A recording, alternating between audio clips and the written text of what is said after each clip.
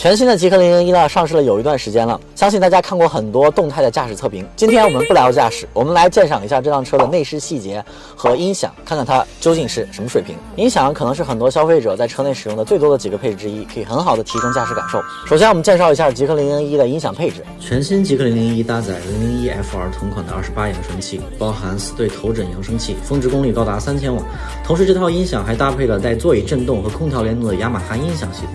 这套音响系统不仅支持 7.1.4 杜比全景声，拥有32通道，包括4天空声道、7平面声道、1重低音声道，完全是一套家庭影音的音响配置。接下来我会播放几段音频，大家可以感受一下001的音响效果。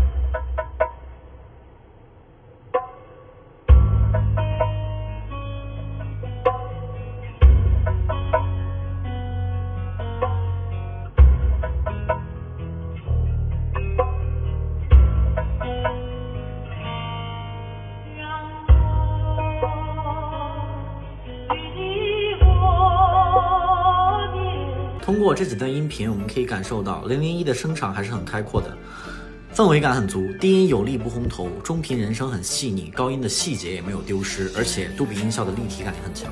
内饰方面，全新极氪001相对老款更加内敛而沉稳，整体质感也更出色，氛围灯的营造看起来十分柔和，不会有夜店感。